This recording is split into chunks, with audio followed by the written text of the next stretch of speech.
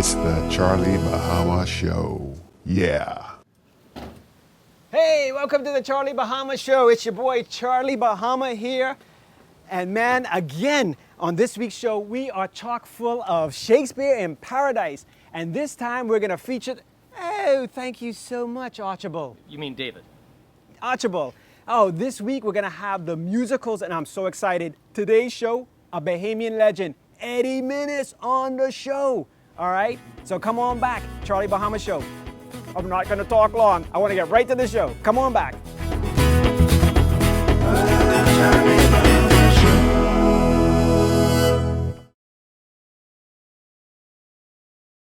Hey, welcome back to the Charlie Bahama Show. And as I promised, in the house, the legendary Eddie Minnis. This is so exciting for me to have you on the show. I had you on once before talking about your art with Electric Air. But now we're talking music, and it's an honor to have you on the show. How are you feeling? Very well. Life is good here in Eleuthera. People know you not only from your music, but your art. I remember as a kid driving down West Bay, and you'll see you out there with your canvas and painting the scene, you know?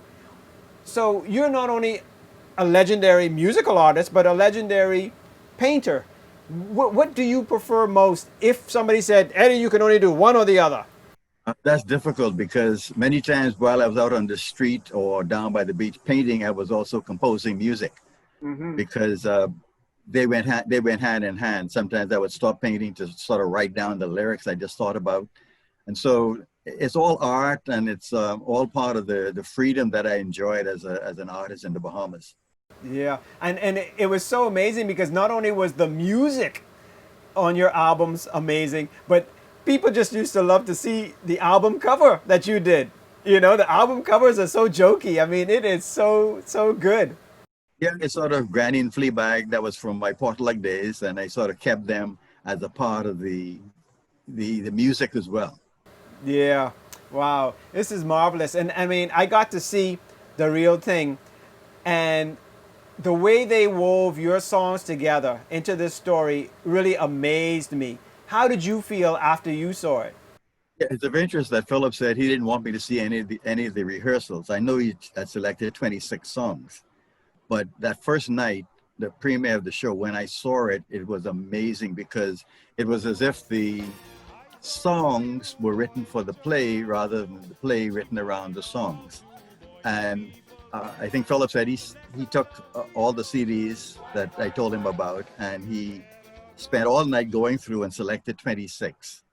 He must have had this whole theme in mind when he listened to those songs, because the way he wove them in, it was truly amazing. And it really brought the songs to life as well. Yeah, well, your music has always been, like every song is a little story. I mean, when you hear an Eddie Minnis song, you see it. I mean, you see the song in your mind. You know, it's so descriptive, so funny, so, I mean, it's so many aspects of it. So it was a play already. I mean, you know. Well, sometimes a lot of the students say that their teachers, and many of the teachers said that they used the songs to teach Bahamian culture in the schools, and the kids say how they acted out certain parts. Now, as I was doing the music, I really wasn't thinking about storytelling and so on. I guess it just happened. It happened naturally. Yeah, I mean, like I said before, you know, doing this interview, I reacquainted myself with the songs, and I could not believe. I'm like, oh my gosh, that's right. That's an Eddie Minnis song too. You know, Naughty Johnny, Alcohol, People. I mean, people don't even I don't even think they realize this big body of work was all from one person. Well, it was done over a period of years because I had no musical training. I didn't even know I could write a song, much less sing a song. Wow. And so I started writing poems, and I realized that I don't read any poems, and so nobody's going to read mine. So I had this idea that maybe if I put them into songs, people will listen to them and get the message. Yeah. And so from that particular point on, all my ideas came to me in songs. And what's of interest, the lyrics and the melody came at the same time. Wow. And since I didn't know any music, I would just write them down and sing it to myself so that I could remember the lyrics.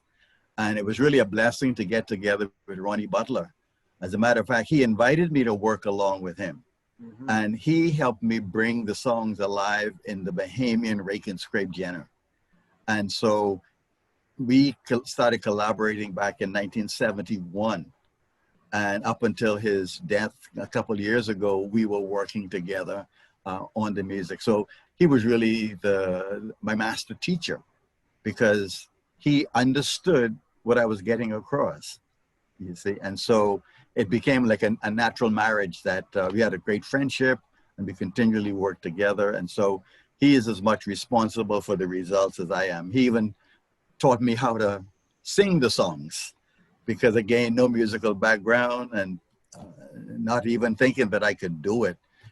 But he really helped me to have the confidence to do it, and the results spoke for themselves. I mean, this is such a pleasure, and I'm so happy that the young folks out there and all Bahamians get to see this play on our TV, so they can see the music of Eddie Minnis. As a matter of fact, it's of interest that when Philip started putting it together, he was going to use Fred Ferguson as his musical director.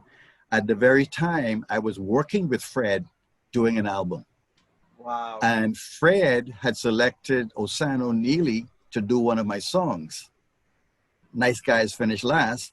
And so when Philip was looking for a character to play Naughty Johnny, Fred said, I think I got the person. Mm-hmm. And so the casting was really amazing because everyone fit in.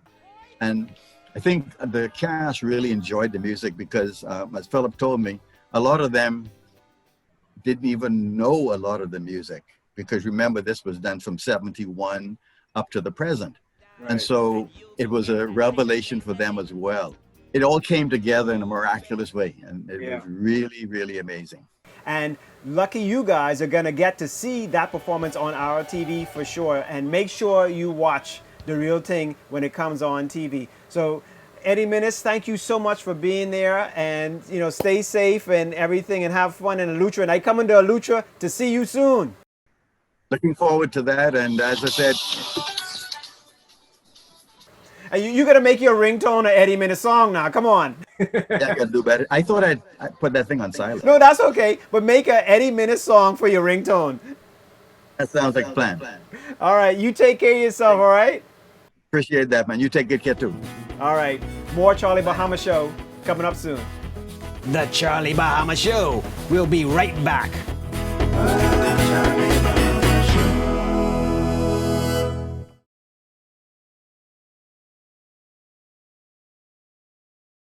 Hey, welcome back to the Charlie Bahama Show. And now we have two of the writers of The Real Ting here, Nicolette and Patrice, my two old buddies. Oh, it's so good to see you all. It's good to see you too. It's great to be here. Thank you. You must be, as I am, fans of Eddie Minnis, the music we grew up on. How was it to be able to bring his music to life? Well, it was a great fun. I have to tell you, it was a whole lot of fun. When Philip came up with the idea, I don't know who said it first. We might have to fight over that. But let me just say that I said it, and he might say he said it. Let's just go with that. I going with you. I said, it has to have two people in it, and their names are going to be Mike and Johnny, based on the songs that I knew growing up. And Patrice, what about you as a writer too? Yeah, well, the thing is, this was such a privilege for me. I often say that when you say yes to Philip Burrows, boy, you don't always know what all you're saying yes to, right? So when he approached me and he said, Nico and I are thinking about doing we're planning to do a jukebox musical based on Eddie Minnis's music, and we'd like you to, serve as one of the writers. I said yes. I didn't know what I was getting into. I kind of took Nico's lead in many ways, but once the script was done and the production started to come together, and I saw how gifted the production team and the cast and everybody was, I was like, wow. I feel like it exceeded my expectations. Yeah, I will agree, because when I saw this, it not only brought back memories, with all the music and, growing up for me in the 70s as a young kid, knowing all these songs, I mean, it reminded me of a lot of songs because like I told Eddie, I was like, oh my God, I remember that song. Oh my Lord, this one. It seems like 5 different people wrote all these songs because there's like so many great songs. You're like, one person couldn't have done all this, Yes. So No, Right. And we only put 25 of his songs in the musical. And he has, 90, 100? Yeah. Pile of songs. But Philip was the genius behind the story, all right? Patrice and I wrote the words. But the way in which the process went was Philip said, okay, let me tell you what this musical is about. And we sat down and Philip said, okay, so this is what happens. There's these 2 guys, Johnny and Mike, and they're brothers. And then he told us the story. What if one of us writes one of the characters and the other one writes the other character? So he said, so Mike has to tell Johnny's story and Johnny has to tell Mike's story. Mm-hmm. So I got Mike and Patrice got Johnny and away we went. Away we went is right. Wow. Well, listen, I gotta say, you all did a fantastic job, and like I told the viewers out there, they'll be lucky to watch this. So, Thanks, Charlie. all right, y'all take it easy. Thank you. All right. Okay, now we have Simone and Ricardo. Welcome to the Charlie Bahama Show. I got to see this, as I've been saying throughout this show, and every aspect of it is amazing. The choreography, the costuming. You had to go back. What would that be? Was that the 60s or the 70s? It was the 70s. The 70s. So tell me about being able to work with this amazing catalog of Eddie Minnis music and in that era. How was that? Yes. Well, thankfully, I was lucky because I was a child growing up when Eddie came out with all these songs in the 70s. So the music was so near and dear to my heart. And when Phil approached me and said, Simone, okay, I'm going to take you up on your offer. You're doing the costumes for this show. I was just bowled over. I went to meet him. We talked about costumes, concepts, and all of that. And I had to go back and do the research to come up with, the appropriate costumes. Because, costumes from the 70s can easily be a caricature of the 70s, but we wanted it to be very realistic. The Bahamas in the 70s. And the thing is, it must have been hard to find this type of clothing. The Stop and Shop clothes, so. We actually had a few authentic 70s pieces, some jackets, some bell-bottom pants, different things like that. But they were so old that I think we had a mishap one time with the pants splitting on somebody on stage. So that's to show you how authentic it was. So Ricardo, the choreography, you're working with amazing music, but to work all that together with the choreography, I love the staging, how you all did that. How was it working with the choreography on this? Well, it was really, really something that I had to say, I want to make this the best as it can be. And especially with this music that is so memorable and so, very people living in that era, it was a special time for them. So I had to dig deep and listen to the lyrics like almost every night, trying to get the feel of what it was. And of course, coming together with the cast and making sure that their characters blended with the movement and the song and everything else and the direction. To me, I feel as though it was an amazing experience. We did it from scratch, but just having the moment in time to illuminate an artist like Eddie Minnis, to me, that felt so special, and I was so glad to be a part of it. Well, thank you both for your amazing work. This show is something that I'm happy that the viewers out there will be able to watch on our TV. And, it takes so many people to put this together, and you guys did a great job. So thank you for all that. Thank you. All right, more Charlie Bahama Show after this. The Charlie Bahama Show will be right back.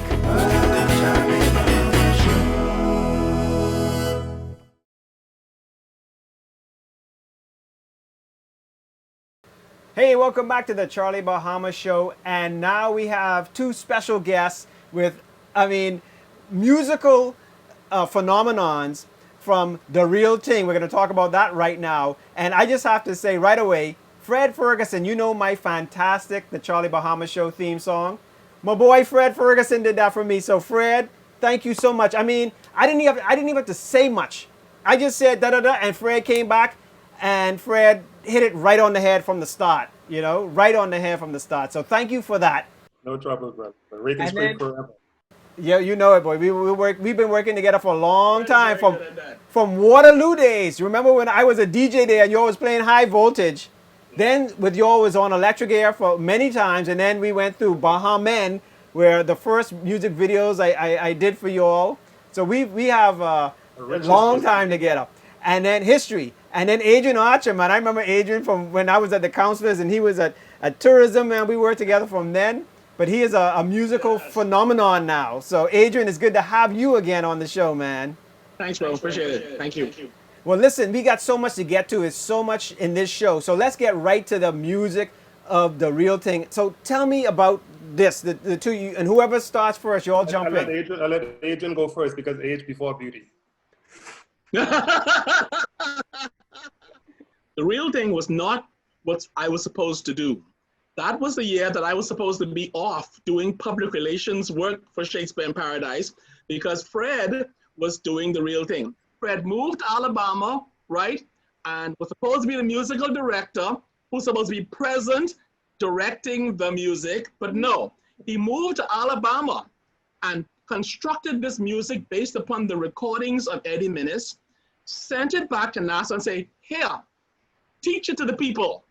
So I called up Fred, well, after Philip said to me, Adrian, I really need you to help me with this because Fred has moved to Alabama. So I said, okay, no problem. You just teach him the music and Fred will handle it from there. Cool, no problem. So I leave the theater, I go in the back in the box office, I come on my phone, I said, Fred, I've been asked to teach the music. He said, oh, great, my brother. He says, my brother all the time. My brother, good for you. So I said, okay, where is the music? Where is the sheet music? And there was silence. And I said, are you still there? Nothing. And finally he said, what sheet music? In fact, that's the clean version of what he said. What he said was, what blank music? I said, as in to teach the people how to sing. He said, what the hell that got to do with me? You are teaching them how to sing. You better go write the music because I don't write no music. So Fred, I see Adrian froze. See, you done frazzle Adrian. He just thinking about this again and he freezing up. We'll wait for him to get back in. Yeah, but Fred, tell me then about, working with Eddie Minnis's music, this body. I mean, you are a legendary musician yourself, Fred, but this is Eddie Minnis. Philip and I sat with Nicolette and Patrice, and Philip had the idea of doing this thing, with Eddie Minnis. And Eddie Minnis has so many songs that he recorded. So we had to choose, Philip had to choose the right songs that will weave into this storyline that will make sense and so forth. So that's the genius of Philip. So now we decided the 20 whatever songs. As Adrian said, I've moved to Alabama. And so now I have to recreate all of these songs, hopefully guessing the right key for the people. Now, my limitation in whatever you say about my music skills is I don't have any theoretical background. So Adrian, Adrian happens to be right in the right place at the right time. And I'm happy that he was there because the end product, this turned out to be a wonderful experience. We had a great time working with the cast. The cast were all receptive. The choreography was great. The costuming was great. And as you said, this has turned out to be a very memorable, wonderful project. Check the level of talent and explain to me why we don't have more of this going on in our country. So shout out to Shakespeare in Paradise for what they are doing. But I'm sure if we put our energies behind it, we can do much more of this, what you're seeing here. Yeah, I must say, I'm so happy the two of you all were a part of this. And I hope we get to see more of this. And I'm so happy that, the folks here are going to be able to see the entire The Real Ting, on cable. Well, I think, Charlie, we are just happy to be on your new show. Congratulations on your new Charlie Bahama show. Listen, this is amazing. You guys will be right back with more of the Charlie Bahama Show. Charlie Bahama Show. Follow Charlie Bahama on Facebook, Instagram, and Twitter, or go to charliebahama.com. Charlie Bahama Show.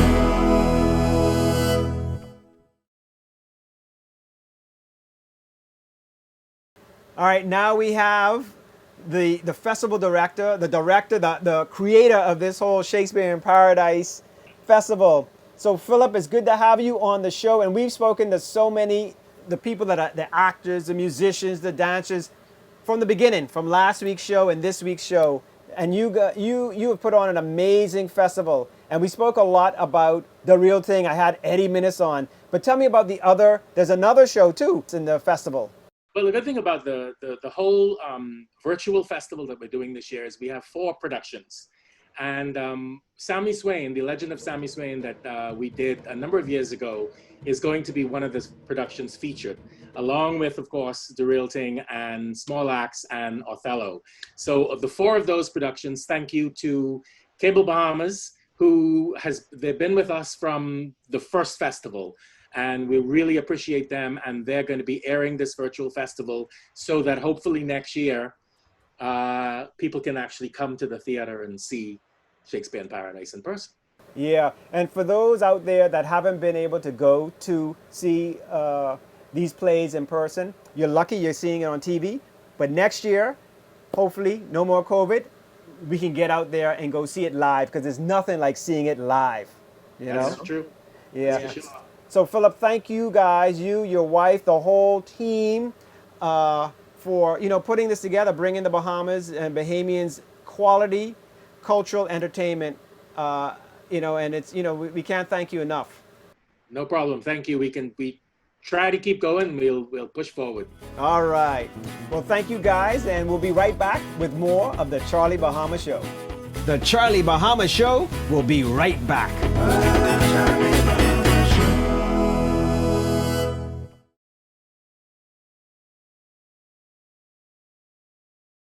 Well, that was another amazing Charlie Bahama Show. And if you can't get out to all those Shakespeare in Paradise plays next year when they come back, I mean, at least this year you can watch it on our TV, and it's been amazing. So check them out. And listen, to all you artists out there, keep up the good work, all right? Until then, next week, come on back to more of the Charlie Bahama Show. And of course, you can message us on social media or at our website, charliebahama.com. All right, until next week, we'll see you on the Charlie Bahama Show.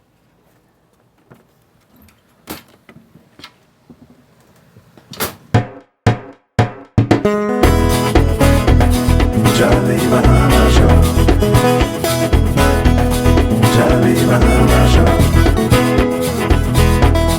Charlie Bahama Show. Charlie Bahama Show. Charlie Bahama Show. Charlie Bahama Show. Charlie Bahama